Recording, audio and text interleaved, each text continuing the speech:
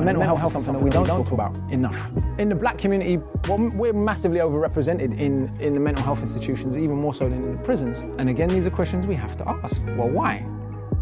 But once you get a control and an understanding of who you are, no one can use you against you. No one can ever use your mental illness against you. You've already spoke about it, so what you got? The biggest point in life to resolve mental health is like giving a fuck about a person. Where did you get the courage? I got the courage. The 2 words. I care. It's Chill Will Radio, where connections will be made, advice will be given, jokes will be told, and things will get real. My name is Willis Cooks, and I'm your host. But understand this show is not meant to be used as a substitute for a relationship with a licensed mental health professional. Enjoy the show, y'all.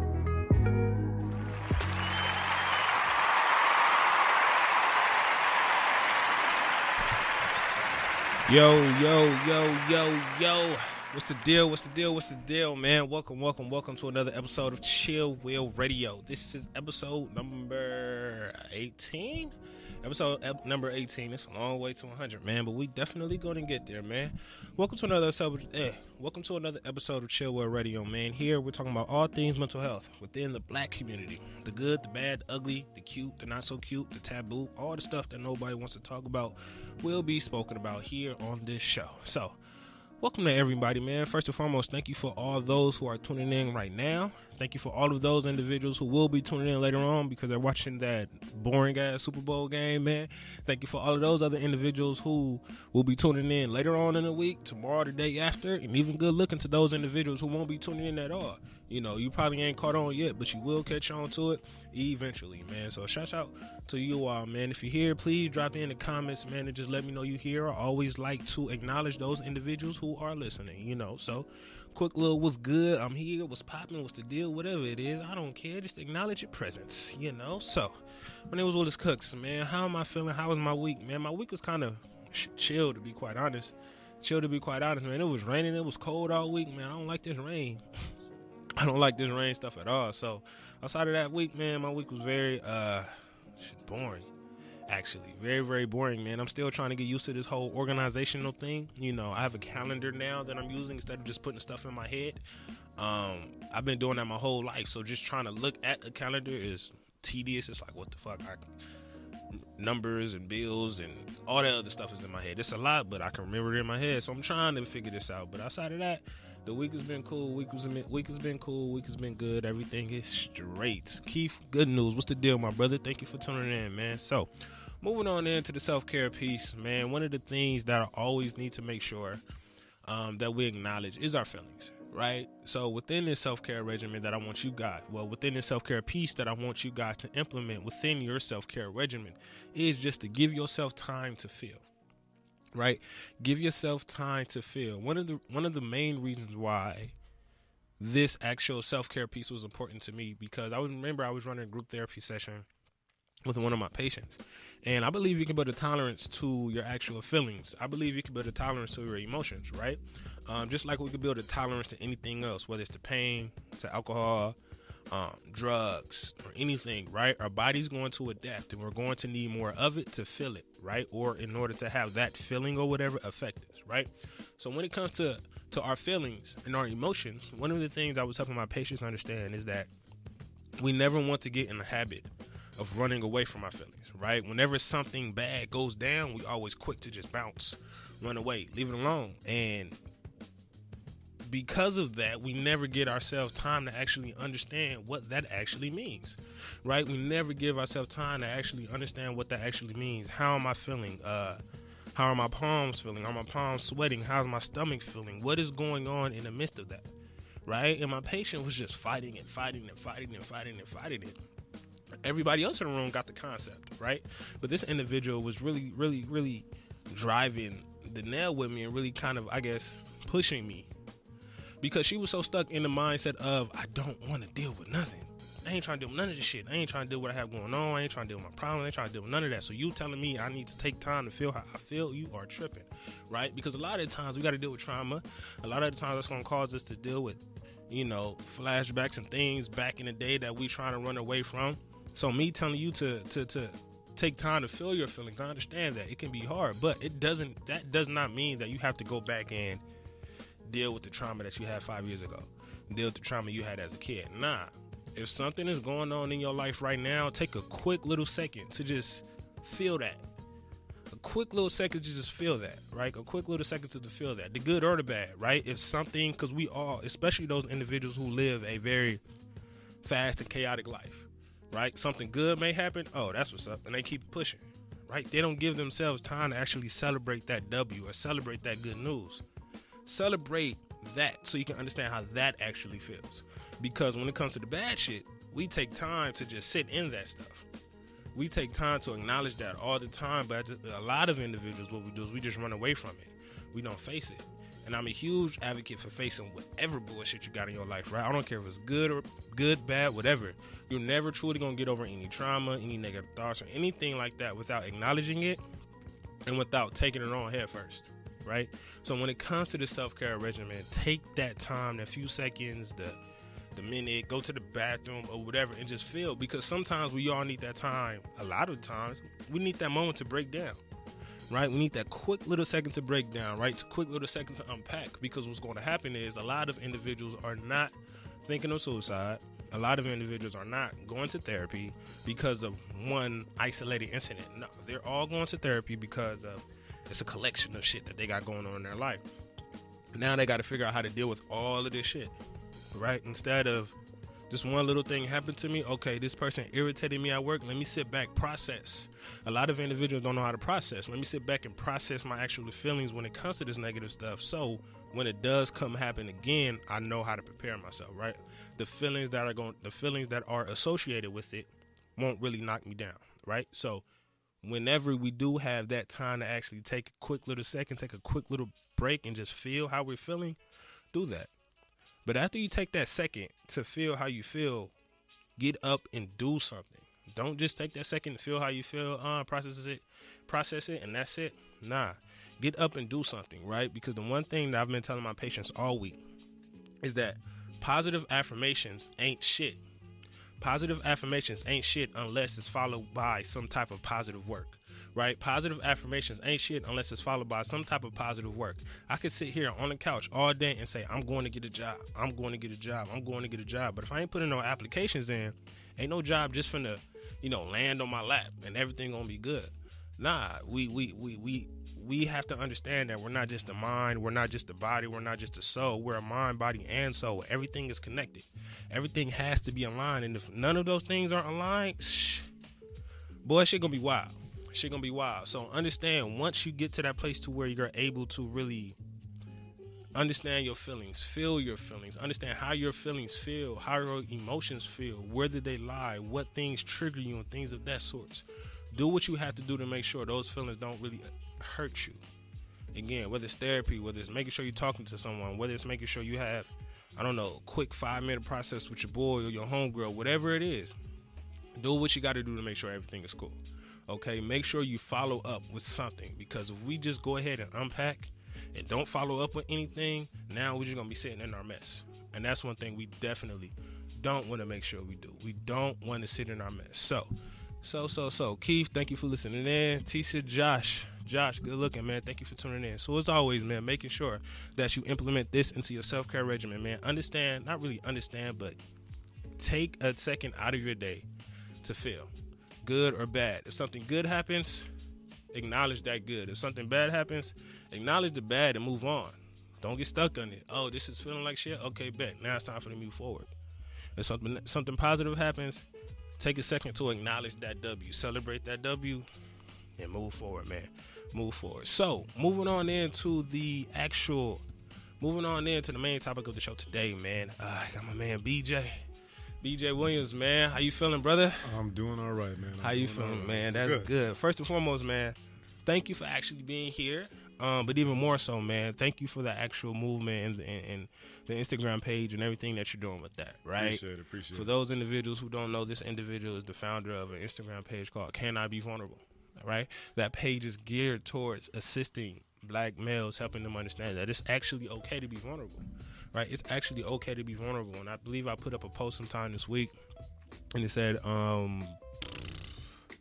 It said it's okay for grown men to be vulnerable, something like that. it was like, you have to be. It takes a strong man to be vulnerable. That's what it said. It takes a strong man to be vulnerable because a lot of men, what we equate, what I always like to say is this, right? We're not really taught how to love. We're also taught how to survive, and we equate vulnerable with being weak, and we do not have the opportunity, especially within the communities that we grew up in. We don't have the time or the space to really be weak. Right, so anything that comes to any type of vulnerability, we're trying to isolate that and block that out of our head and not trying to deal with it at all. So everything that you're doing with that, everything that you're going to continue doing with that, even though it's just the beginning, I know it's going to shoot off into some ridiculous stuff, man. Appreciate First it. and foremost, before we even dive into what we're going to talk about today, man, good looking. Appreciate it, man. Right on. Good looking. How and why did you feel like you needed to start up that page? It started with so I've been going to therapy off and on for about 4 or 5 years now. Okay. And I've always wanted to tell what led me to go to therapy. Yeah. And a good friend of mine, BT, who actually does all the editing for the videos, he was actually the one filming and editing. Oh, He okay. just edits them. We were trying to come up with something to talk about mental health and all that kind of stuff. So we've been going around for a while about like, yo, how about we write this or just shoot that. One that was on, I was actually on vacation, man, in Barbados, and just sitting on the beach, and it just hit me. Boom! Can I be vulnerable? Just came to me. I was drinking too, so could add to it. We're in our most vulnerable states at that Listen, point. I was on the beach with something nice in my hand, and just looking at something nice, and I was like, "Yo, can I be vulnerable?" Hit me. So I got home, and that was it. I hit BT up like, "Yo, I got it. Can I be vulnerable?" He came right to the crib. We shot it in my backyard. Did you have any type of prep work for that? No, Because I didn't want any. Good. I wanted to come in. You come in. You just put the camera on. Okay. And an ex-girlfriend of mine, she actually wrote 10 questions for me to answer. Okay. And so he read the questions to me. And another thing, my son actually watched me do the whole thing. So I made my son watch it. He was there. He was, because every vacation my son comes and stays with me. And so I was like, yo, kid, you got to come and watch dad do this. And so not only was I in front of the camera, my son watched me do it. And so we did the questions, boom, and I kind of just went. I just started talking about what led me to therapy, which was really just telling some certain events that happened to where I finally discovered, like, nigga, you need some help. Yeah. And that's how I was born. And then that was going to be it. Like, I was like, you know what? I did mine. I'm cool. I set it out for the world, and I put it on all my social medias, and the response to it was tremendous. The conversations that were happening in my comments were, it was an abundance of things, man. They were all great. And they were like, oh, B, you should keep this going. I'm like, yeah, I'm good. I did what I wanted to do. Got that off my chest. Yeah. Y'all do what y'all want to do, man. Hopefully my video and my story inspires you to go get your own help. Yeah. And it was like, nah, dude, you got to keep doing this. And funny, a couple of my boys I went to college with and some guys that I knew were like, B, I want to do one too. It's like, all right, well, cool. We can do one. But it wasn't, I didn't fully dive into it until this dude pulled me to the side like, B, somebody will pay you for this. And I was like, word? Oh. Well, shit, since you think somebody might want to, throw a little cash to me, let's do it. But even more so than that, like it's probably dudes that you didn't expect to come forth and say certain things to you. Not at all. This is the thing, like, and the guys that came to me were my friends. Like, I know them. So it ain't like we don't. Cause when I was going to therapy, I was all in a group chat like, man, therapy the best shit on the planet. Okay. You know what I mean? So it wasn't like I was going to therapy and not saying anything. I dove right into the group chats like, hey, what y'all niggas doing? Y'all need to go to therapy, bro. It's the best shit on the planet.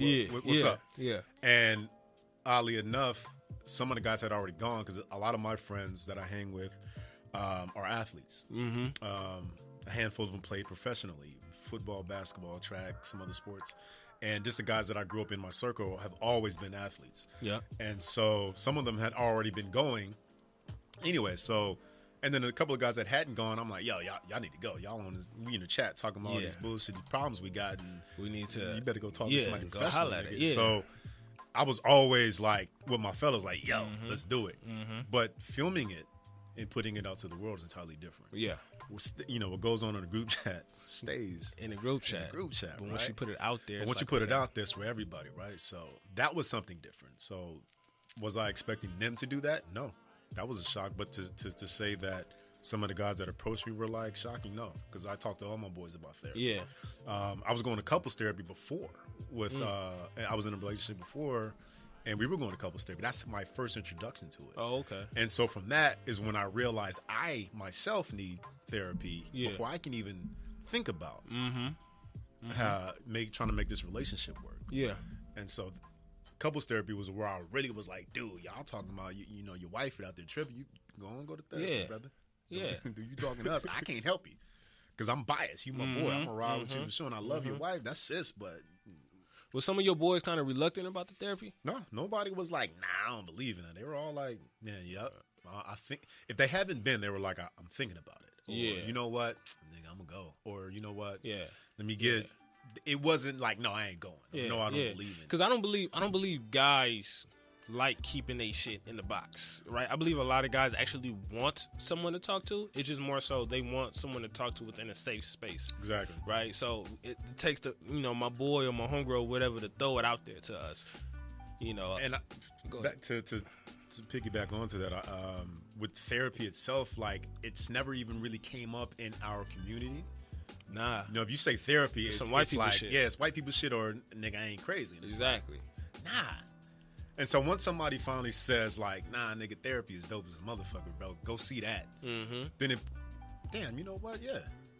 Because you only hear it in the context of like either white people go to therapy or you crazy. And it's like, nigga, I ain't crazy. Well, I am, but not like that. Yeah, I'm not. You know, I'm not off the 5150. wall. I'm not, Yeah. you know what I mean? I'm not straitjacket crazy. But once somebody puts it to you like, nigga, that shit's dope, go. Yeah. Now It you're, is. yeah, that shit is dope. But I'ma go. because like I said, a lot of guys I believe want to go to therapy, but we always have, especially men, we never really give ourselves the opportunity because, like you said, we think it's some white people shit. We think that's only the crazy part of it. We don't really understand. Like, hey, okay, I got stuff in my life. Maybe I can Right. chop it up with And this nobody's person giving about us that. permission in our communities as well. I say that all the time. Nobody's giving us permission to say like, yo, something is wrong and I can't do this on my own. I need help. Nobody's giving us permission to do Yeah. that. You know, we grew up in I know for me and most of my friends grew up in an era of like, you know, don't be a bitch. Man, what the fuck does man up mean? Like a nigga say man up, like I hear what you're saying, but what the fuck But does what that mean? does that mean? A nigga say man up, like man. What does it mean? That's the what you truth. mean man up? Like explain. And nobody ever sat there and asked like, all right, I'm a man up, but how? Like what? to do you- give it what are you to talking about? try to actually define that. Nobody's even said that. All we hear is man up, and it's like I ain't gonna be no bitch. That's the only That's thing only- that I that's can the think only of. response we ever Don't be a get. bitch. Is All right? don't be a bitch. Because whenever I come across a situation, the one thing that I have to tell myself to get out of it, Willis, you ain't no bitch. We have to, right? But it kind of goes back into what I said earlier. As far as we were taught to survive, we was not really taught how to love. So when it comes to things that were going on, we don't really know how to process it At all. We don't know how to process it. So our only thing is, man up. You know, because our fathers, you know, kind of, or the thing, because even if you're a guy who didn't have a father, the things that we see within the neighborhood, you know, men are these individuals who don't cry. Men are these individuals who are not going to be punked out. Men are these individuals who are just going to fight. Men are these individuals who, when things come to us, when problems come, we just, you know, meet it with conflict. Meet it with conflict, put it in our pocket, you know, go with our chin and our chest out and keep it moving. Any type of thing outside of that, we look at that as a bitch move. We look at that as a bitch move. But when it comes to vulnerability, right, we got to understand that putting stuff in your pocket is the easiest thing in the world because we was taught how to do that. There's nothing manly about putting that shit in your pocket and letting it rest. There's nothing strong Nothing at about all. that. It's like Nothing. you are running from. If we're taught to stand up to our fears and just stand up to people or stand up to situations, but yet we pocket some shit that goes wrong internally, mentally or emotionally, even spiritually. That's not the man up that they spit at us. So you can't tell us to man up for certain things and not man up for everything else. But- And so, like, which one is it? Because it's just this whole concept of masculine and feminine thing, right? We look at vulnerability as a feminine characteristic or a feminine trait. So we're not trying to be on that side. I need to make sure I'm masculine. I'm the toughest dude in the room. Man's man. But what I've realized through my work and through certain people that I've met, women love those men who are able to be vulnerable. So byproduct of this whole can I be vulnerable thing is my DMs.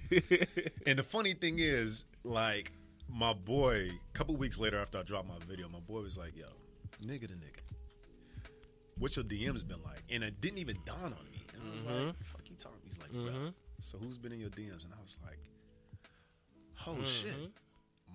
And it wasn't like women were just throwing news in my shit. You know what I mean? But there were a number of women in my DMs with affirmations. And, you know, women don't necessarily dive into DMs like men do. So I wasn't expecting to see like some ass shots. But when a woman sees a man who's able to be tough, opening up, but get in touch with their vulnerable side, not afraid to really touch that and be a little bit sensitive and a little bit, that's going to be very attractive to certain women. Exactly. So now that I post up the videos of the guys that I've done, it's like, is he single?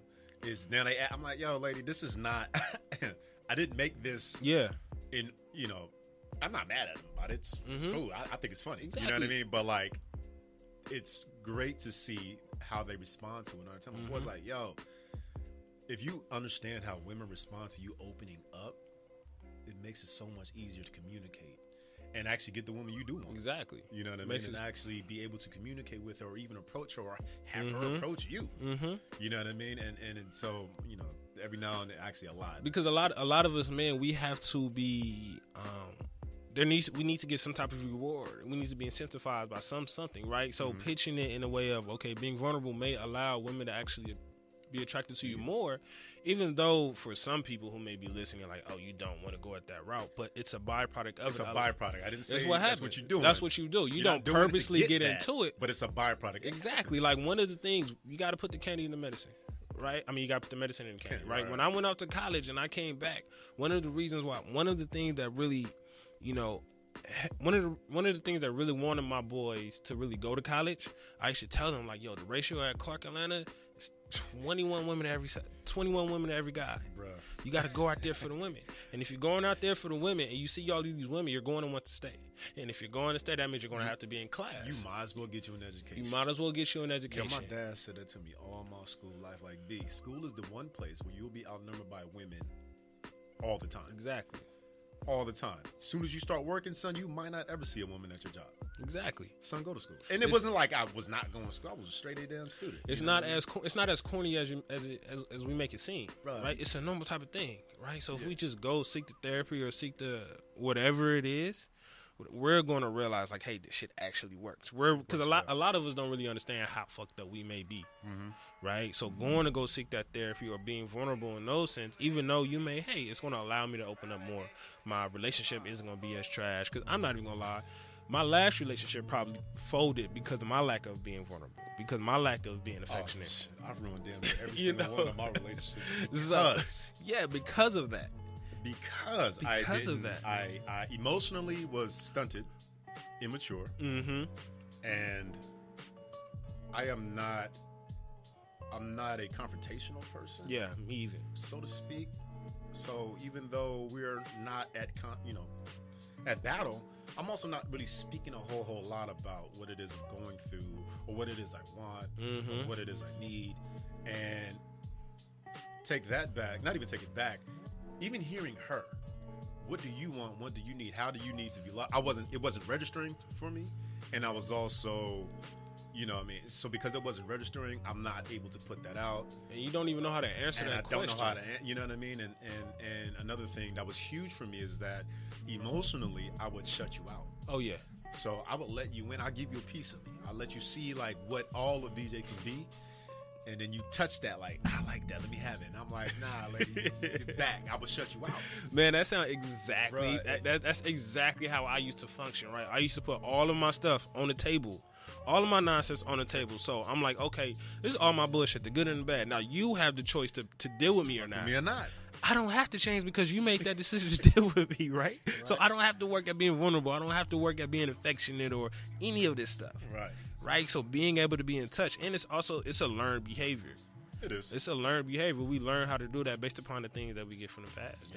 And here it is on the table, and then I take that shit right off of it. And it would manifest itself in ways that I didn't even realize. We never do. And when she would, or when the women I was in relationship with would bring it up to me, I'm like, You wildin'. tripping. You tripping. You- What you yeah. mean? Like, because to me, I'm like, I'm all right. Like, there's nothing wrong with me. But, Exactly. you know, women feel that kind of thing. They have this innate ability to feel that kind of vibe, that energy when you are shut off to them. Mm-hmm. You know, we're stupid as enough. And it could be that vulnerability thing, Very well right? be. Because it's a wall, it's a block. We're purposely not trying to do that. So we're in our head. We literally figuring out 4-5 different ways to get out of this conversation. That's We exactly already what I was planned our exit route before this argument even began. Exactly. Like, we already know what we're about to do to get up out of here. Yeah, so I've right? ruined a few relationships. Exactly. And we don't understand how that trickles down into the stuff within our life. We don't understand how that trickles down into the stuff into our life, which is why it's like, and it's crazy that you actually said you went to therapy before this and you were shooting it to your boys like, yo, this is dope, this is cool. What was one of the reasons as to why you went to therapy? Shit. Well, my catalyst was my brother had committed suicide Memorial Day of 2014, and that was when. And what made that significant is because I was on the phone with him for like between him, my family, the police, about 2 hours of conversation. Everybody came to me and said, "Solve this problem," and I didn't. And I mean, that kind of just took it just took me Elsewhere. I'm pulling both ways. Yeah. Like, it took me elsewhere, and on top of that, I was in the middle of couples therapy Okay. when this all happened. You know what I mean? So trying to get a relationship right, and then my brother committed suicide, and then that just brought up a whole bunch of shit. Like, my mother died when I was 16. She just had a stroke one day. You know what I mean? And I never dealt with That's that crazy. emotionally. I had football and track. Most of the things I'm always going to reference athletics because that's been me my whole life. And those are the friends that I hang with. Most of my friends are athletes. That's just what I know. Yeah. So once she died, like I came to LA. As a matter of fact, I came to LA for a minute, like a little under a month. I stayed with her family. You know, my mom's side of the family came from Belize. They've been in LA. Bingo. So I came, stayed with the fam, bam. You know what I mean? They lost an aunt, a cousin, a daughter, a sister. So I came and spent time with family. I damn near gave up sports, and finally came back right before camp. And I'm off to the side, just chilling. And one day, my coach was like, "Get your ass up and go join your team." I waved his ass up. Get the fuck out of here, dude. And then my boys was like, "Nigga, get your ass up." Yeah. And I did. And it was in that moment when my boys was like, "Man, get your ass up." And it wasn't even like, it was like, "Get your ass up, nigga." Like, Was it like a get your ass up, get out of your feelings type of thing? Or was it like, let's go, I got your back, get your Both. ass up? Okay. get your ass out your fucking feelings, man, and we got you. Like, Yeah. Get out your feelings, we got you. You Yeah, know what yeah. I mean? And I did. And I gave everything that I had into sports, and it led me down a successful path. I got college paid for. I had an opportunity to go pro. It led me into entertainment. So, I gave everything I had to that. But I didn't deal with You that. didn't touch it. But I had an outlet. I was able to go on the field and hit somebody. I was able to get on the track and just run it off. I was able to work out hours on end. But that's just a physical, you know what I mean? It's not necessarily, Yeah.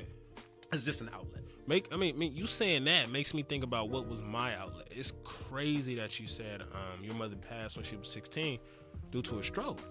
That's the exact same thing where my mother died, and that was the exact same age. Like, I was 16, my mother died, and she had a stroke, right? I literally watched, in my eyes, I felt like I watched her die because I watched her have the stroke, and then when she had the stroke, it took the ambulance probably about 5 to 10 minutes to get there. So I'm literally watching, I feel like I'm watching her life kind of seep out of her mouth because her tongue is falling, eyes rolling in the back of her head. It's like she's literally dying, right? So when that happened, it was just like I just shut all the way down. I didn't even cry at the funeral. I didn't do anything, all right? I shut all the way down. I didn't cry at the funeral. I didn't even go see her in the hospital because she was on brain dead. Yeah, she was brain dead for like a good 2 months before she passed. She died immediately. My mother died. I was on the way there. She had made dinner. Like, B, come eat. Of course. I'll be on my way, man. Feel me? Me and the fellas was over there, on our way. The ambulance passed us. Oh. But I don't know. Yeah, you think it's just going I somewhere. didn't have a cell phone, you know what I mean? My boy did. So, boom. We get to the house. We get to her house and my dad is there, her boyfriend is there, like, yo, your mom had a stroke. Now my mom health was slowly deteriorating anyway. Mm-hmm. So she had been in and out the hospital. So I just figured it was one of those routine. She never had a stroke as far as my knowledge goes. I'm like, mom's being in the hospital. She'd be out. But that's the same. That's the same exact thing. Cause my mom, she's on dialysis, kidney failure. She's in her 60s, about to turn 70s, and she was frequent in the hospital. Anytime she'd be in the hospital, in there for about 2 weeks, 3 weeks, a month at the max. All right, bet she'll be back. But it's like it got to the point in time where you had to realize she ain't coming back. Yeah, no. My mom was 37. She never spent more than 2 days in the hospital. High blood pressure, though. She was an alcoholic, and that was something that I didn't deal with either. Mm-hmm. Living with an alcoholic, and it'd be wild shit coming home, and she'd be half hanging out the car, faded, or she done pissed on the floor or in the bed, or having to pick that. So she was. That was what was killing her. You feel like that affects you today? Hell yeah. How so? Of course. Like I just told you before we even started. Like I don't drink the first 3 to 4 months out the year. And, alcoholism or excuse me, not alcoholism, but addiction can be passed down. It can be hereditary. Yeah. You know what I mean? So it can pass down. And at one point, I was self-medicating with alcohol. You know what I mean? Like, I remember the day I actually decided to call some therapists up, I came home, I bagged all the liquor up. And we had, mini bar in the crib. I bagged all that shit up, waited for my girl to come home. And I was like, yo, get this shit out of my apartment. Oh, you didn't just drink it all and then get it? I bagged that shit up.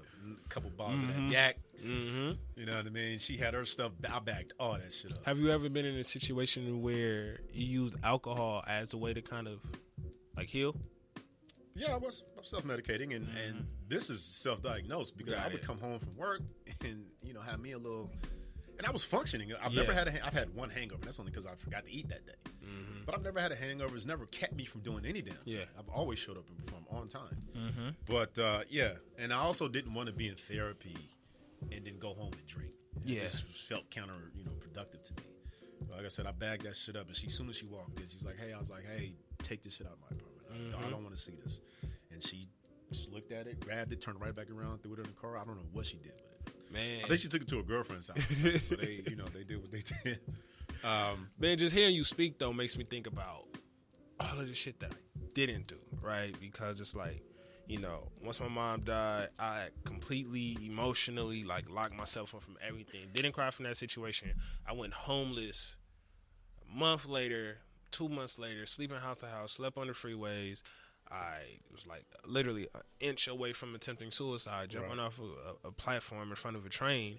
And I've never sought therapy for that. Even still to this day, as a therapist, as someone who consistently tells someone, go to therapy, I've never sought therapy for my situations, right? And I always ask myself, Willis, why? What are you running away from? And that's always a hard question to really ask. Is more so, to answer is more so a therapist has to, get you to that path. But as I sit there and kind of, just dive into myself and look into myself a whole lot more, it's just to be quite honest, I'm scared of what's going to come out. Most of us are scared of what's going to come out. Cause I've even still to this day, I've never cried about the situation. Any of my family, a lot of my family members still don't know that I, was thinking about suicide and almost attempted suicide. Right? If they do find out, it's probably gonna be through here. Right? And then they may start to ask these questions or whatever. Right? But I'm afraid of what may come out. I'm afraid of what my people's going to think. I'm afraid of all of these things. Right? And it takes me back to a place to Willis. Are you kind of being a hypocrite? When you're telling these folks certain things, and then also where is your level of personal strength at? Right. When you know the benefits of therapy, but you yourself aren't willing to go to therapy because you are afraid of what's going to come out. It's a scary thing, man. I excuse me. I've talked about how hard it is. I say it's dope, and it is. It's amazing, but that shit's fucking difficult. Oh yeah. It's you go to therapy and it's a stranger, and granted they can't tell your business unless you say I plan on hurting myself or somebody. Then by law they have to. They got to do what they got to do.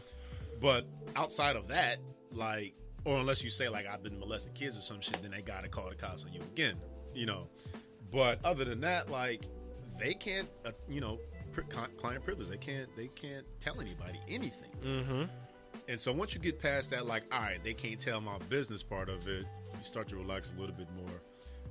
But then the hard part is looking at yourself, looking internally and saying, just talking about things, going there emotionally, bringing up some shit where you fucked up at. Oh, that's the worst. And for me, I was like, you know what? I've gone about a lot of shit wrong. Mm-hmm.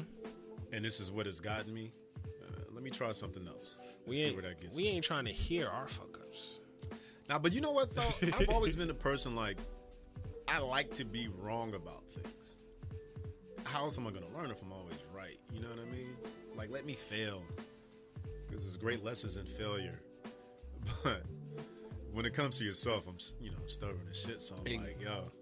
Man, dog, I feel like you talk But like I'm talking to myself here. But I also was like, I keep getting the same results. Yeah. Because I'm doing the same shit. Yeah. And that's actually the what is that? The definition of insanity. Exactly. Doing the same thing, hoping to get different results. But we don't know that we're doing the same thing, right? You know We what I kind mean? of, like I said, we don't know that we're doing the same thing, and then also actually not being able to touch what we. All right, so I just want to make sure I say this the right way, because it might rub people wrong. But for me in particular, right, it's like exactly what you said. I like to be right. I like to not really like to be right, but because I'm always right, I like when people challenge me. I love it. Right, I love it when people challenge me. But me and myself is like you said, it's that stubborn thing for me, right? Because I think that I have everything under control. Because I'm not aware of how things from the past have affected me. I think I'm not being affected right now. So the shit that happened yesterday don't really matter. And I know for me, that's the reason why it's so hard to go to therapy. Also, not only because I'm scared of what's coming out, but because I think I know it all, right? I'm stubborn. But pride and that ego, and a lot of us as men think we know it all. And you hit it right on the nail when you said it forces us to look at our personal fuck ups, right? A lot of the reason why I was homeless was my fault. Yeah, Stealing my shit. shit was self-inflicted. Stealing shit To this day. selling drugs, like doing all this reckless shit, right? Like I remember a situation in which like I literally almost went to jail like forever because I was selling drugs in a whole nother state that I shouldn't be handling business in. Right. Why? Because I'm too stubborn to ask for help, so I'm just going to try to take things on my way. Because at that point within my life, we always kind of have to go back and try to. And that's the one thing therapy does do. It allows you to go back to see where it kind of started, right? Because what happens is we shut that incident down. Like when my mother passed, I shut that down. I never looked back. You locked that one away. I locked it away. And then when I continued to move forward, all of the shit that began to happen afterwards was because it was just like I literally was done from that. Women, homeboys, situation in school, how angry I can be, how violent I can be in certain situations, just like all because it was just like no. So that causes me to ask myself, Willis, like I said, are you being a hypocrite? But also, when will you actually go? I'm not going to say you're being a hypocrite. Clearly, you need to go. That's the first, first fucking clearly, steps. Like acknowledging, like, yeah, actually, I need some help is a huge step. Is even admitting that you got problems that you can't solve on your own. Everything else will come eventually, man. I mean, you're a therapist yourself. You know the benefits of it. So, are you a hypocrite? No. Are you taking your time? Yes, but that's fine. Taking the time. But that's I like that in a sense, and I'm always the guy to challenge. Like taking the time, I like that, but I always have to think back to the stuff I tell my patients. Right? We can be taking the time and go when you're ready, but we're gonna be waiting forever. I didn't say go when you're ready. I said you're taking no, your but time. that's what I tell the patients, right? No, that's what they tell me, right? They tell me I'm gonna go when I'm ready because I don't feel like I'm ready now. And if you essentially wait until you're ready, you're never really gonna understand when you're ready. Sometimes it's like I firmly believe sometimes it's very, very beneficial to just go, just jump right into it. Dive in. I do shit cold turkey. Yeah, like when the liquor, me January too. 2nd every year, there's no alcohol. They're like, beers at home. I'm like, no, just don't. It's life, right? Sometimes you just have to dive in, and us as men, it can be scary, right? Because we don't know what's going to come out. Some guys may break down and cry. Some guys may lash out on the therapist, be like, fuck this, and blah, blah, blah. Oh, I was blah. letting my therapist have it. Yeah. Oh, she was getting all these cuss words. All of them. And they weren't directed at her. It wasn't like I was cussing her out. but shit, she was getting all that. What was one of the most difficult moments for you within therapy? She was giving me homework, and some of the homework she was giving me was like, fuck, it took me, like a week or two to actually do it. As opposed, you know what I mean? Like having conversation with certain people or a conversation with myself or stuff like that. That was the hardest part, was the homework. But I loved having homework though, because for me, like I gotta have something to do after the fact. You know what I mean? So me just going there, sitting there talking to you, and then leave, like, nah. Your shit gets boring after a while. It's not boring. It's just I feel like combining that with homework outside of the actual session for me, is something that I need. You know what I mean? To push it forward. So she would give me homework, and like I said, it would be either have a conversation or attempt to have the conversation, because even though I'm in the process of getting things healed and I'm having a conversation with people that I've hurt, doesn't necessarily mean I'm granted the opportunity to either apologize or even have that conversation, or that they're just supposed to even hear me out. They can, she was like, be clear that them niggas can ignore you. Yeah. And that's their absolute right, and you can't take that to heart. You can't take that, you know what I mean? You just don't take that bad. Don't take it as a negative. It's just they're not either A, have moved on from it, B, they don't owe you anything. No. You've hurt these people, so, deal with that. And sometimes and I like the fact that you said that, because we always kind of feel as if, I know a lot of my patients, and sometimes even with me, I feel as if things aren't right or things aren't settled until I put my hands on it. Right. Things aren't cool until I actually go touch it. Like, I'm a huge fan of getting closure. So, me too. So I have to, like, even within my last relationship, right, I was not right until I got my own type of closure, until I put, like, this shit ain't over until I say it's over. But sometimes just like we gotta, we don't get that. We don't. And it's perfectly okay. It's perfectly fine. Perfectly but right. we don't think that it's okay, and we have to get to that point to where it's all right to just say it's cool. I just know that they don't owe me closure. Yeah. They don't owe me a conversation. They don't owe me, they don't. We gotta have that conversation. I'm not granted their ear. You know what I mean? But that doesn't stop my process. And it shouldn't. So as long as I keep that in mind, like, hey, I'm going to attempt, and if you receive it, thank you. But if you don't, I'm still going to go through my process, and I hope that you've either moved forward positively, and have learned, and whatever else you got to go through. I hope it's not bogging you down as well, and you aren't,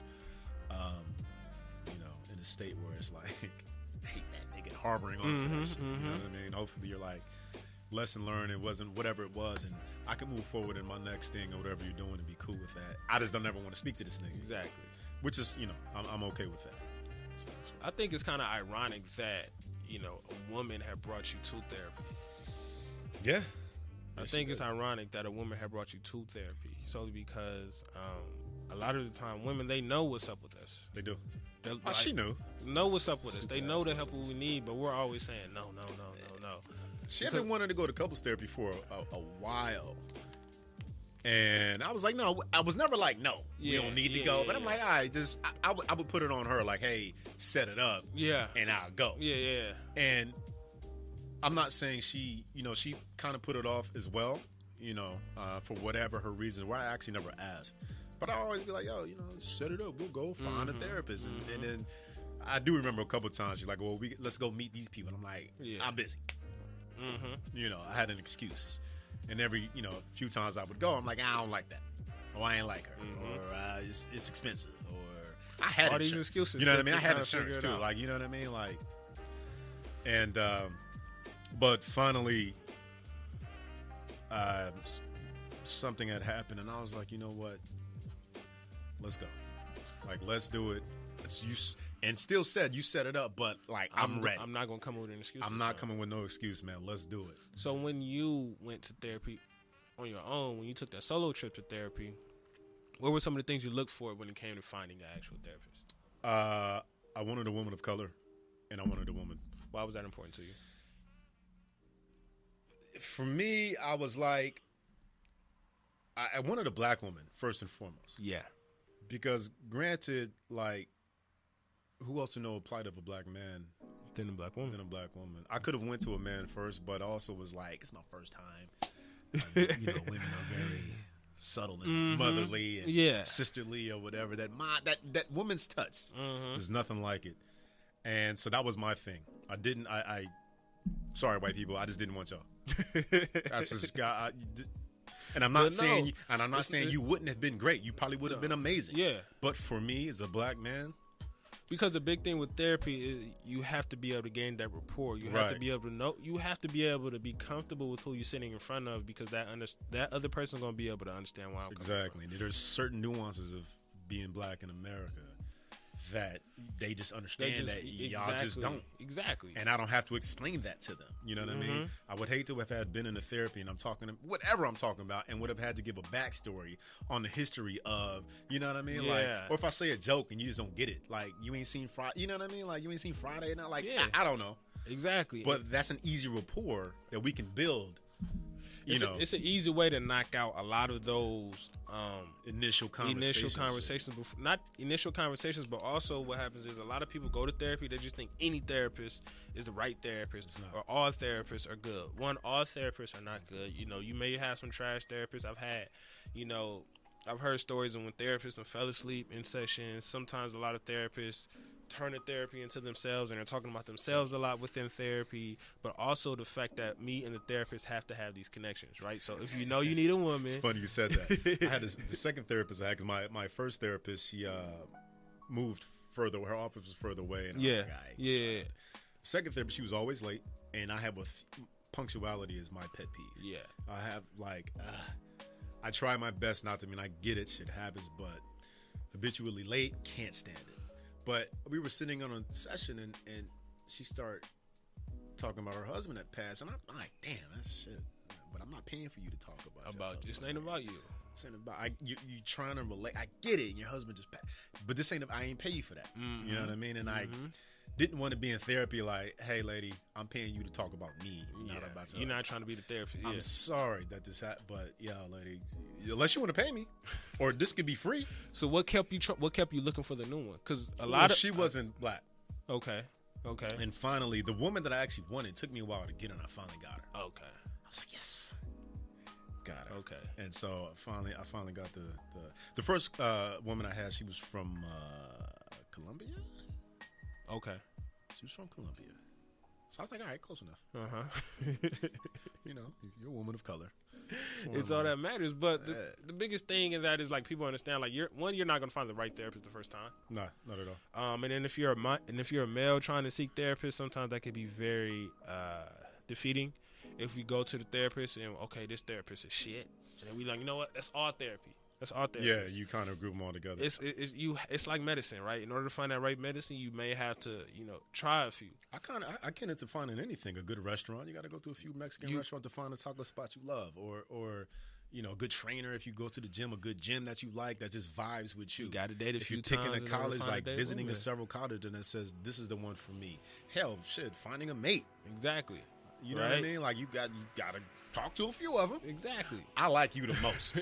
So don't allow that one therapist to sit there and just kind of like fuck you up. You know what I mean? Like, nah, it's all bad therapists, because it's not. There's some shitty ones. It is. Just, I've been an educator for 10 years as well, and same thing with teachers. Like, you're gonna come across some shitty fucking teachers, man, and sucks. I'm sorry, but you can also go outside of that network and find some education as well. But like, you got to go through several teachers to be like, that's my favorite one. Yeah. That's the one that I like. So the same thing with therapists, man. If you don't like your first one, go to another one. Keep going until you find the one that you connect with, and that's when that work will but start. Even if you feel as if you're not in the right space, mentally, emotionally, or even financially, to go see a therapist, make sure you go actually unpack with someone. Make sure you go unpack with the right person. Right. Don't go unpack with the homie up the street, and then he gonna have your business all around the block. Yeah. And now you out here looking like a fool. Now you're on Instagram. Now you're on Instagram. Now you got everybody from the block talking shit about you. You know, you don't want to do that. And what I find is always, good is just to make sure you have. Man, I've always felt more comfortable releasing and unpacking to a woman. right? Making sure you have that woman right there to kind of really console you, because a lot of men don't understand. It's important that we do get consoled, right? Yeah, no, it definitely is. It's the most beautiful thing in the world. To have somebody to receive it and say, I hear you. Exactly. I see you and I understand you now. For me, I've been very, you call it what you want, lucky, blessed. I've earned. I'm a good person, but my circle of friends are tremendous. Mm-hmm. You know, we always, of course, we shoot the shit. There's jokes all around, but when there's something to be talked about, you know, it's always all ears. Yeah. And I can honestly say, like, not to my knowledge, to where I've revealed something that has gotten out on some negative shit. Yeah. And vice versa, like, you know what I mean? And so for me, I can go to my boys in the chat or just call one up individually and say, yo, you know what I mean? Nigga, you answered the phone, so you're going to hear this. Just get this work. You going to get this work. And they've always been like, for sure. Mm-hmm. And vice versa. It's not like they haven't called me and I'm like, you know what I mean? So I've been very, like I said, you can call it what you want, but my circle of friends, which has grown. Yeah. I've damn near had the same group of friends since I was, you know, a child. Mm-hmm. And obviously, as I've traveled, I've added to that circle. Yeah. But like I said, my group of friends have been tremendous, man. I can always... Have you, and this just popped up in my head, because everything you're saying is very, very familiar to me. Like, my circle of friends is the same people that I've been with since I was 6. Being that you went to therapist and being that you kind of was probably the first one to really, you know, start the whole therapy route. Do you sometimes catch yourself being the therapist for your homeboys? No. Mm-hmm. No, it's like a round table. Okay. You know, I don't know everything. And it's funny now, going into therapy, I almost know how everybody's going to respond. And everything is different. Mm-hmm. It's kind of hard to explain, but like an incident will happen. You know, homie will put it in the chat, and everybody's giving their advice or opinion. Yeah. You know what I mean? And it's like, here's a buffet. Pick which one you want to use this time. You know what I mean? But do I find myself being a therapist more often than not? No. Okay. Not more often than not, but yeah, they'll come to me with something, and I'll you know, I studied psychology in school, but I'm not a therapist. I'm not licensed or anything like that. Because the reason why I asked that is just the one friend that is able to act, the one friend that makes their point to be vulnerable is normally the one that kind of opens the door up for everyone. And everybody, just in general, not even just men, but women as well. We want to make sure we open up to somebody who we understand our stuff is going to be safe with. Now, I will say, the women that I've dated since I've been going to therapy, I'm like, yo, have you gone? Have you gone? No? Okay, well, if you trying to do this, gotta go. You better dial that up. What if they're, okay, so you just asked that. If they ain't trying to go, that's enough? Yes, basically. Mm-hmm. If they're like, no, I'm not going, then this is not going to work. Mm-hmm. But if it's like, no, I haven't go, but I want to, we'll get you there. Yeah, I can connect you, things like that. We'll get you there, sweetie. But if I'm like, yo, listen, I go to therapy. I go now for maintenance. Yeah. Unless something drastic happens. But I go now for maintenance. But, yeah, like I meet a young lady and whatever we are trying to do, we're having our conversations. Therapy is definitely coming up. Yeah. If you tell me you just not going, okay. It's something you fighting. It's something you running away from. That's cool. You don't have to. But this ain't gonna go no further than where we at right now. Yeah. You know what I mean? And the funny thing is, it benefits you. But we don't know it does. You know what I mean? Therapy it's like benefit, we're always I'm not asking you to go to therapy because you know what I mean? For me, this is for you.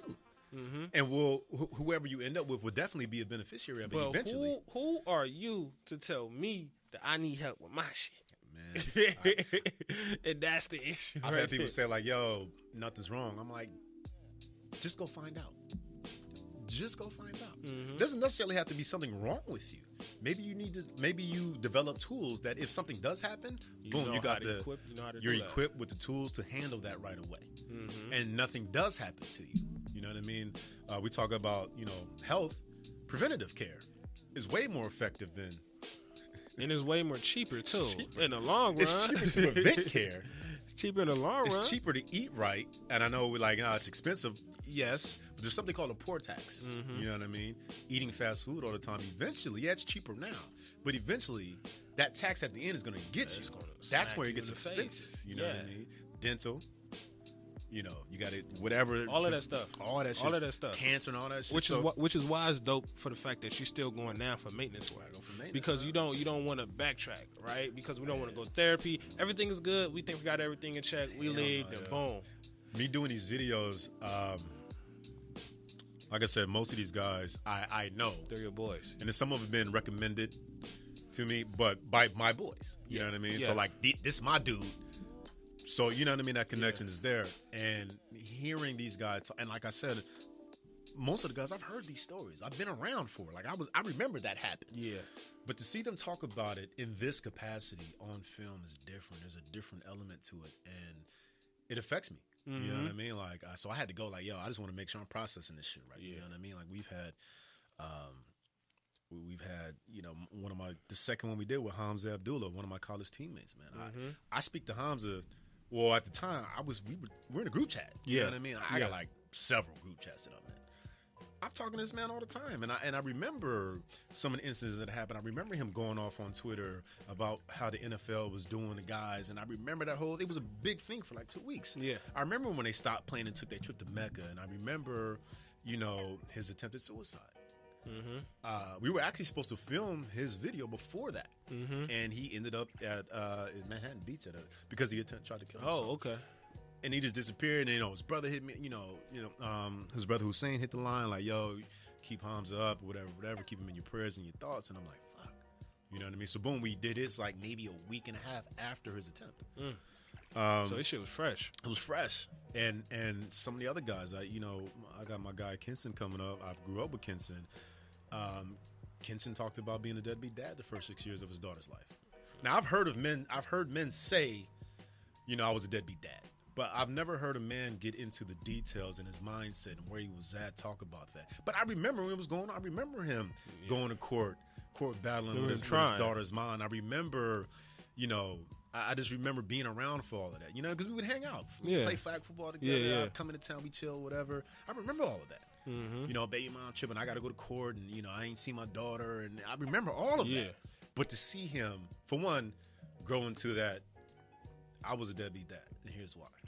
And accept, I mean, he's, you know, full custody of his daughter. Right? He's been at, he fought that, got it. Daughter's doing amazing. But to see that him talk about it is different, and it was affecting me. You know, Tommy Holmes, he got on in there and started crying. I was like, shit, let me step back and compose myself. You know what I mean? And he talked about, you know, the day his dad got locked up and the cop came and the car he was playing with, and he just started crying, and he talked about his mother being a drug addict, and I was like, shit. So I was taking all this on, so I was like, yo, I got to go call my therapist so make sure. Yeah, that's that counter transference that we as therapists I'm good. Sure so I'm like, yo, it's coming to me, but I'm holding on to all this because these are my friends. I'm like, shit. I just wanted to get a good, you know, I just wanted you to participate in what I'm doing. Yeah. But shit, I'm taking all this on. You know what I mean? You know, Isaac talked about his brother being bipolar and autistic, and how people would see his brother, his older brother, and be clowning. And then Isaac would be like, oh, shit, man, that's big bros, though. You know what I mean? And I can see how it hit him, like, how he remembers that incident. You know what I mean? I'm like, fuck, dude. So I was like, let me go to therapy a few times. Yeah. Came a therapist up because as I'm hearing these stories, I'm being affected by them. And I just want to make sure that I process it correctly as I continue on filming other people, and I'm making sure that I don't. Yeah. You know, I'm not because like, you don't want to take in the other people's stuff. But another dope thing about all of that is we don't understand.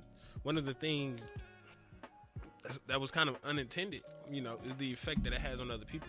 Right? We understand the effect that it's going to have on us, how it may cause us to get vulnerable and stuff like that. But that even within itself is going to cause the other person to open up. Even when it's like people, NFL guys, athletic guys, right? Because we think, oh, you're in the NFL, everything's good.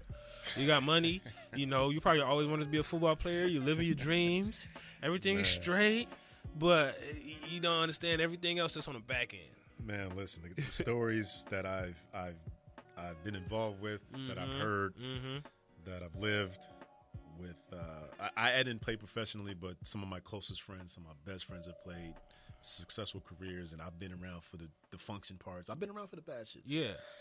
And man, the stuff that goes on in the NFL that you guys have your average fan has no idea about, man. They and I love the league. I love football. Football gave me a lot.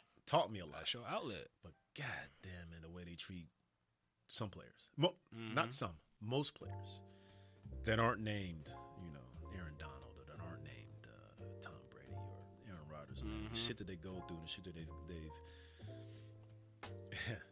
So it's let just wild. So let me ask you this question: when it comes to mental health and when it comes to athletes, that was gonna be my next point, right? So boom, there's no crying in fucking sports. yeah, There's no way in hell I can go to my coach with. I remember one time in college, man, my landlord hit my line like, you niggas owe us $3,000. your landlord. Yeah, like, bro, we had a house. Like, I just paid this, you know what I mean? Yeah, Night before the game, we in meetings and shit. I'm getting calls. He blowing us up. He blew me up. Like, oh, you owe me $3,000. I don't owe you shit. And I'm panicking. Like, oh, we finna, you finna evict you out the crib. before the game. This is night before the game. We in team meetings. I'm like, away game too. Okay. I'm like, Coach, I got an issue. That nigga was like, yo, we'll deal with that after this game. But like, that's a small sample, but it's like, no, there's other things outside of football that affect. Yep. And if you want me to be at my best, tell me something else. Like, help me out with this. Just real quick. I'm not telling you to give me $3,000, but like, I'm coming to you with a quick issue with something. Yeah. Like, help me out. Like, you know what I mean? Or you get hurt. Yeah, you cry for the physical pain, of course, or maybe you don't. But like, what that does to you psychologically when you can't play, like you break something, that fucks your mind. Especially if football is what you've been doing your whole And all they want to life. know is like, yo, how's rehab going? Nigga, rehab is fucking cool, but bro, I'm not playing, dog. Yeah. Like I'm hurt. Like it hurts me to not be playing. You know what I mean? Like it hurts me to not be getting better. It hurts me because I'm not out there with my partners fucking around in practice. Like, are you gonna ask me how I'm doing? Mom's is sick. Lights is off. Nigga, we broke. Man, I'm hungry. shoot, Now they just got even- meal plans now. Unlimited meals, nigga. We had 10 meals a day, bro. You want me to gain weight, my nigga? I came in college. I was just about to bring that up, man. My brother told me so many stories about how they don't eat. Bruh, I How- came how into college they- at 149 pounds, nigga. I played corner. Bruh, like, you want me to gain weight and I only got 10 meals a fucking week. You want me to eat protein And then you don't shakes? you don't have no time. Duh. You don't have no time for none of that. My teammate is 6'9", 3-something. He only had, what do you mean you want him to get, like, how is he supposed to do that with 10 fucking meals a day? What do you want us to do? Now, like I said, now there's unlimited meals. Now they have it. But when I was, nigga, 10, you just stipend and bike. The fuck am I about to, like... But also the full time work that it takes to be a collegiate athlete. Yeah, man. It's You a know, full-time job. you for sure. gotta what y'all waking up at like 3, 4 o'clock in the morning? That shit, you got 5 a.m. workouts. You know, there's like tiers. So they get the 5, 6, 7 group. Boom. You might get you a protein shake afterwards. You might get some muscle milk or something. You know, class at 8, 9 maybe. You know, however many classes you got. But you got meetings, let's say 2. Meetings, you know, you got your special teams meeting, individual meeting. You might have a team meeting, practice, a couple hours, boom. Another meeting after that. Study hall. Shit, you're looking at 10. Still got schoolwork to do too. 'Cause Exactly. I still got to study. Yeah. Oh, I got to study game film. and class. Because I gotta be. Yeah, you look at film in your meetings, but if you want to be great, I got to do more studying Exactly. after the meetings. Just like if you want to do well in school, yeah, I do my work in class and I study in class, but after is when I need to do even more research, and because I'm not understanding this concept, I got to spend more time on it. So Yeah. finding time to balance both is Difficult. it's time consuming. It's difficult for some because there's a lot of athletes that don't go to college to play school. Yeah. I'm only here because of my athletic prowess. You know what I mean? There are guys with great grades, but SC ain't calling them to come to their school. No. But I can run real fast so I can catch a ball. That's when, you know. That's why I'm here. But then that opens up the whole other door to another conversation with it, slave mentality, all this extra Yeah, stuff. that's That's another conversation on But another all of day. that as an athlete plays to your psyche, and then you Exactly. can't come to your coaches and And you can it's- go, and they have counselors and shit for you. But like, I couldn't even tell you who the counselor was in my college. But essentially, growing up, because I started playing football when I was 6. So, you know, initially growing up, and then I remember some of the first people that I cried in front of was my teammates and was my coach, because we're losing games and stuff like that. So essentially, I look at my coach as someone I can confine stuff into. But once I get to that point of my coach ain't even trying to hear this, it's like, yo, okay, who do I run to now? They're not trying to hear that, man. Nah. It's because they gotta. And a great coach, an amazing coach will hear you, or at least direct you to somewhere, that you can get help or get heard. Yeah. And most coaches aren't great coaches like that. Mm-hmm. You know what I mean? They're just average coaches. They're just kind of there. They're just there. There for You the know what job, I mean? and Most you got a coaches job. aren't great like that. They instill great qualities and skills in you, but you also need to be heard on an emotional and a mental level. You know what I mean? If you want me to be at my best, then you need to make sure my whole temple is right. Holistically. You know what I mean? It's not just my physical, or do I know to play? Yeah, I know to fucking play. We ran it 10 times in a row. But once I leave this, and the theme on the videos, you'll hear a lot of those guys say, after the game was over, who the hell am I? I suffer from depression because I've been, my name is whatever. I've been a football player since I was, 7. And football is done at 29, 30. I got a whole nother 60 goddamn years of life. Who am I? We never speak about those players. We never speak about the players who, when they get hurt, the first week in practice, straight after the draft, and now it's over. Yeah. We never speak about those players who's going to be on the scrimmage team the whole practice squad the whole time, and that messes up the psyche. It does. And so any of you coaches and future coaches, take the time to listen to your athletes outside of the game. Listen to them, because there's more to the game than just the game itself. Yeah. Herschel Dennis is another guy that SC guy. He went to Long Beach Poly, which is a perennial power year in, year out. And he started an initiative called More Than an Athlete, I believe that's what it's called. And he works with I think every Tuesday, I think he said, that he goes to Long Beach Poly and he talks to the kids about just being more than an athlete. Don't let this define who the hell you are. Use this. Definitely. Use everything and get everything you can out of that. But you are more than just that. Yeah. And so it's funny. I gotta go highlight. You did invite me down to go highlight the athletes, and I haven't done that. So HD, I'll get down there one of these times, my man. I'm sorry. You will, man. But for you future coaches and you coaches now, you want your athletes to be really great. Like you wanted to perform at their highest caliber, man, listen to them. Or if you can't, because, I get it. In college, there's 85 guys on scholarship, another 20 to 30 walk-ons or whatever. Exactly, yeah. It's a lot of kids for football, you know what I mean? Basketball, same thing. Excuse me. So if you can't necessarily listen to all your athletes, point them in the right direction. Don't just dismiss them. Like, let the counselors be somewhere where they can walk by that office every day. You know what I mean? If you want your athletes to truly be great, mentally, emotionally, once they're right, everything else is so much easier. You know, your practices are easier, games are easier, it flows. It's fun. But we, even on the coaches level, we don't understand the importance of that. They don't understand the importance of it, how everything has to just be aligned. No matter how physically fit, no matter if you're throwing the ball 100 yards, no matter if you run a 4-1 or a 4-0, no matter what it is, we don't understand. All of that stuff will stop. Yeah. And eventually it'll be detrimental to him. Exactly. Like what's his name? Lawrence Phillips. He was a running back. He's from Covina, West Covina, running back from Nebraska in the 90s. Hell of a back. He could have had a hell of an NFL career. But because he was such a physical specimen, he was an amazing footballer. He ended up committing suicide in jail, actually. Oh, shit. Went to prison for... I can't remember the specifics of it, but, I remember in college, like, reading about him. He had, some domestic battery charges, but he never really got in trouble because he was a star guy. Exactly. But nobody sat back and said, like, you should get help. Let's direct you to this path. And it was like, nah, like, take this ball, nigga, and run some more. And it's like he could have been that and much more had y'all taken a step back, got him right. That goes back into you saying, who am I after the game? Who will I be after the game? Right? I commend those individuals who are able to create something for themselves after retirement, once they realize football or basketball ain't it. I commend those individuals who are able to do that, but that's a very small percentage compared to a lot of those individuals. I have so many homies that got full ride scholarships to a lot of dope schools. Either something may not go there, something may not go well there, they may get hurt, they may not be able to go back to the league. Once it's over, they're back on the block.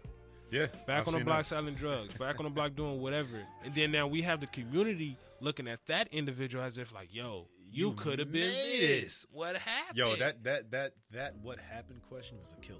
Yeah. Because I went to camps. I had tryouts and I would come home and it's like, B, what happened? We don't even want to touch that. Fuck you mean what happened? Now I got an attitude. Yeah.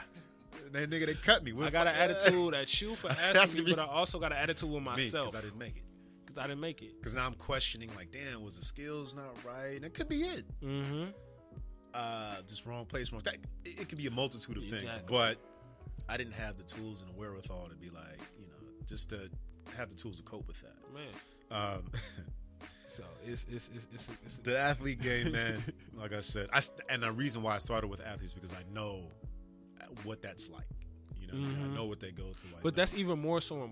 That's really, really dope that you start there with athletes. Not even more so just because those are your boys, but even still, that's kind of the premise of where it is now. Because we speak about mental health and all these other things and other people, but we don't understand the mental side of being an athlete. Right. We just think just because you're strong, you made it to the league, you got money, you good. You good. But we don't understand the identity issues behind being an athlete. We don't understand the stuff outside of the field. Underdeveloped as a person. Yeah. A lot of athletes are underdeveloped as a person, as a human being outside of athletics. Yeah. You know what I mean? And it's funny because somebody like Marshawn Lynch, people think is actually like, you would think Marshawn Lynch, how he talked would be unintelligent. Yeah. That nigga's smart as shit. Savvy. And people they look at him and he's, golden front, dread up, he had to get hyphy, like, you know what I mean? But he's one of a few that are developed as a person. Exactly. But most athletes are underdeveloped as a human being, and I mean emotionally, mentally, knowing who they are outside of that, because we can get into the politics of poor, that's what makes a way out. But that's what makes Marshawn Lynch so dope. Yeah, he's not afraid to be himself at all, on no type of level, and still smart as well. Exactly, he understands that. Still business savvy. But the athletes outside of that, like you said, Marshawn Lynch is one out of he's an outlier. Hundreds, out of thousands. Years to come, not even just now, but in the future, it's going to be a bunch of athletes who don't know themselves. And I know the NFL has this, post-career initiative. I forgot what it's called. I've had friends that have, I've had a few friends that have gone to it. Yeah. Have written about it. My boy Spencer Pasinger played a number of years. He found his footing in writing TV, and he has a successful show on CW now. And I remember him writing about him going to that initiative. I believe it was in Florida, about helping athletes, pro guys find themselves outside of the game. It's small now, I believe, but hopefully it grows, and hopefully more initiatives come from that. Hopefully you guys, athletes and non-athletes, man, like you start in one spot, you could be a warehouse worker, man, but you're more than just boxing. You're more than just that. You're more than just that. Hopefully there's an initiative for you as well that you go to. Yeah, because there are things around there, but if you're not going to it, my man, or young lady, then you're just gonna be, call center or whatever. And if you like that, if you like it, good. But please. if you know for a fact that's not where you're supposed to be, and you're just settling for that, maybe that's something that needs to be handled within therapy. Maybe that's something we need to actually take a look in the mirror and just look at. Right. You harped on something. I wanted to bring it back about therapy being financially unattainable. And with Can I Be Vulnerable, we want, if we can, and this is more of a political thing as well, because insurance pays for it, but you know how insurance goes. Everybody's uninsured and all that. And every therapist doesn't accept insurance. And that's another thing. So one of our goals and our hopes that we want to see happen is making it more feasible for people that can't afford it.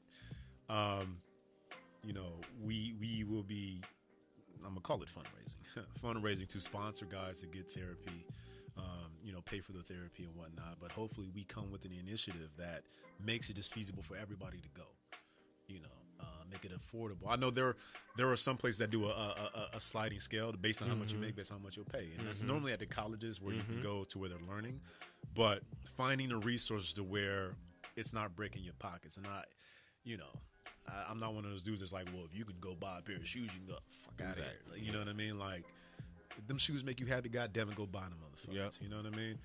But in order, we would hope to partner up with a bunch of, therapists and psychologists and facilities and being able to say and build a relationship and a network to where we make it attainable for mostly everybody, but, people to go to where it's like, man, that's just expensive. And I know it's expensive. You know what I mean? It was expensive but I have insurance and my insurance paid for. The thing is, though, nothing's really truly expensive. It's just a matter of, is it a priority? Is it a priority? It's true too. Is it a priority? Because when you got $800 shoes on and a lot of times your job has look through your job. Exactly. Your job has, and not even using insurance. Your job has where you can go see a therapist for a couple times, certain sessions or whatever. So they pay for a certain amount of sessions. Go use it, take advantage of it. Even if it's not a therapist, like a counseling session. Like you can go, sit in a circle. Look at them job benefits. It's all there. Or ask. It's all there. A lot of there. jobs have it, and they don't advertise it. They don't talk about it. It's just like if you find out your job gives you a discount on your cell phone bill. You know what I mean? It's in that fine print somewhere. But like I said, with Can I Be Vulnerable, we want to be able to have those resources laid out. So where you just click on it like, yo, where can I find a therapist? And it's already laid out for you that this is what it could cost or whatever. You can go here and you'll pay that. You know what I mean? So that's one of our huge goals that we want to see happen in the future. Man, and it absolutely will, matter of fact, happen, man. Thank you, brother. Appreciate it. Shoot, man, I appreciate everything. Not only you being here, not only you disclosing some of the things that you've went through, not only you disclosing your experiences in therapy, but also just you. Also, you just, doing this Can I Be Vulnerable thing. Because initially you said, I did mine. I don't really, But, you continued on with it even when you didn't want to, man. So more for bigger than anything else. Everything that is granted and wanted and will come to it. Thanks to everybody that participated in it. It wouldn't be known without y'all. Thank all my guys for sharing it, for sharing their stories. So plug the Instagram and the YouTube. So it's Can I Be Vulnerable? Just spell it out. Can I Be Vulnerable? YouTube, Instagram, Facebook, Twitter. We are just starting off. We just started. Bree, when did we start this? November. The genius behind all of that is next to me. She. Thank you, Bree. So I appreciate you, Bree. Couldn't do it without you. So literally it's just Can I Be Vulnerable? Yeah. Hashtag Can I Be Vulnerable? Hashtag Therapy Thursdays. And really it's only because I was going to therapy on Thursdays. But we wanted to be like a TBT. You think of Throwback Thursdays, cool. We wanted to register just like that. Throwback Thursdays, take it back, Women Crush Wednesdays or whatever, Therapy Thursdays. It registers with you, boom. Real quick. Just to check in on your mental, you just know it's Therapy Thursdays. At least have that day or that time to actually check in with yourself. So you throw your little throwback up, and then you Therapy Thursdays yourself like, damn, I was just shit in that picture. I ain't no more though. Yeah, all right. So hopefully that gets you, just check in with yourself, with your mental. So the hashtags, the page, please check it out. It's just a bunch of stuff. All of it, man. Thank you. So moving forward, the last part, as always, I like to end everyone with a question. I do not write these questions out. I always get the questions from the energy and the vibe that I feel from the actual session, right? So the question that I have for everyone else, and this is something that popped up, I guess continued to pop up in my head was, what do you owe yourself? Right? A lot of us should ask ourselves, what do we owe ourselves? Right? Because we're quick into say, hey, I owe the next person this, or I need to make sure I, making amends to this person. I need to make sure I fix this crack and all this other stuff. But we never really check in with ourselves and ask ourselves, like, hey, you've been putting in all the work for everyone else. When is the next time you're going to do something for yourself? Man, that's funny you said that. It's like, yeah, what do you owe yourself? But can I add, like, are you really treating yourself the best you can treat yourself? You know what I mean? Yeah, what do I owe I owe myself a bunch of shit, but am I giving myself the best opportunity to myself? Am I allowing myself? Am I allowing myself? Am I giving myself the best opportunity? Am I allowing myself to be my best self? And a lot of us aren't. A lot of us are not allowing ourselves. We're not owing ourselves. And we're not allowing ourselves to give ourselves the best shit that we got. And just to answer that question, I can say for me, nah. I actually just got to a point to where I've been able to be comfortable with my own personal insecurities. I've just gotten to a point to where I've allowed myself to feel certain things because I used to block everything out. Right. I'm an individual who've been through a lot of shit. I have 2 master's degrees. I went home to all this other stuff, and I've made it here. I think I know it all. I think I don't need your answers. I got this. I got this. So whenever people's coming to me with kind of advices and stuff like that, I know. Don't worry about it. I got it. Don't worry about it. I got it. You know, I wasn't trying to hear it. I was blocking it off. But then, you know, once you hit that wall and you realize, like, yo, I don't know it all. Right. Let me sit back and I guess allow myself. And the other thing with that is, it's just like, for me, all of that stuff I put out in front of me was a veil, was a makeup to cover up all of the other shit that was in behind.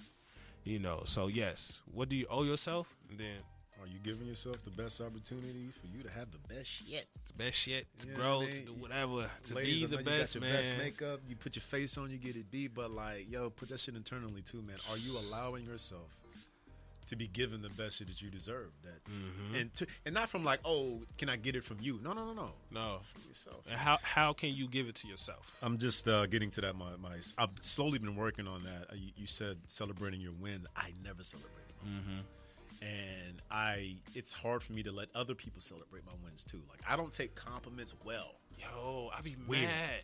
It's weird. And I've grown up in the Compliments, house. Like, my gifts, dad used to be all like, I would do shit like, you know, to me it's normal. You know what I mean? My dad would be like, yo, B, that was dope. What's next? And it was always what's next for me. And it wasn't like he didn't tell me good job or that was great, I'm happy. My father always gave me affirmation, but he was always like, all right, so now what? It's always somewhere else to go. Like, So that's what's cool, next? but what are you finna take So care of what's after next? that? For me, I was always like, well, shit, I did that. Now what? You know, I was an All-American in track. Like, that's fucking huge. It is. All right, nigga, now what? For me, it was like, well, shit, I got to go do something else now. You know what I mean? There's always something else we can, in other people's eyes, And we can reach. And then in my relationships, I've taken opportunities for my girlfriends to celebrate me as well. Yeah. You know what I mean? And I didn't realize how that affected them, B, the relationship. It's like they want to celebrate you, man. You did something wrong, they're happy for you. Like, let them celebrate you, not to be like, nah, I'm cool.